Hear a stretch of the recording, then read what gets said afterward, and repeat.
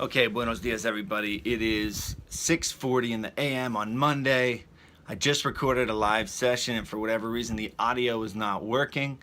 So today I'm going to just record it as a video on my phone. I'm going to upload it, and there you will have DR32. Probably not going to get to train this morning, but whatever, I'll train later in the day because I want to get these videos up. So today's title, the title of today's video is Excellence. And where does that come from?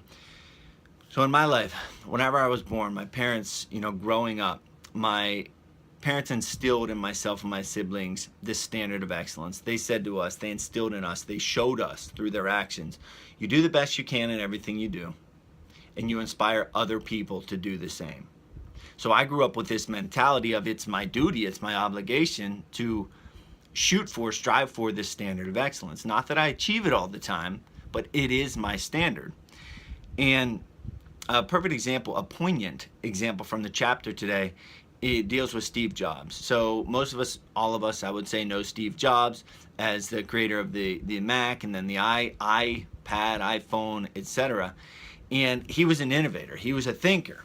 And he operated with this standard of excellence. Now, his father, and this is how important foundations are. This is how important that we are as leaders, as parents, as mentors to people below us and beside us to instill these values. His father was a carpenter, and his father instilled in him from a young age, hey, you hold your craftsmanship to the utmost standard of excellence. So far that his father would finish the back ends of cupboards because he instilled in Steve, hey, this is your product, and you complete your product with a total standard of excellence.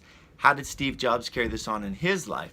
With the insides, with the guts of his tech products, he would make sure they were sleek and they fit the outside vision of the brand. So if you look at an iPad or an iPhone, they're very sleek. They're very aesthetic. They're very clean products. So Steve Jobs went the extra mile to make the insides, the guts of his product, the same way.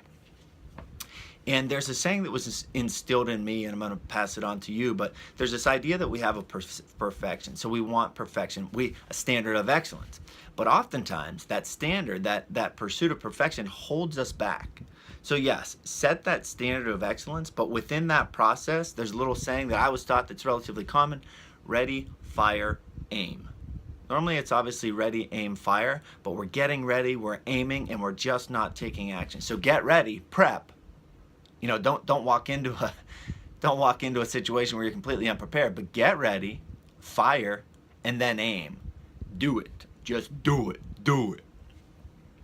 And then the last thing I want to pass on to you guys is this idea of doing the best you can with what you've got. So it came from the chapter today, and I saw it in my life when I wrote my book, and we were at the final stages of editing. My mentor, who is also my co-host on A Fighter's Mindset, Dredd, he was my chief editor, and he helped me through the process of formatting and getting it ready to go.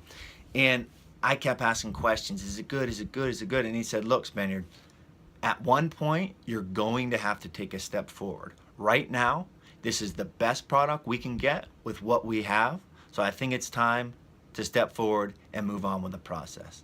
So maintain that standard of excellence. Do your best in everything you can. Inspire others to do the same.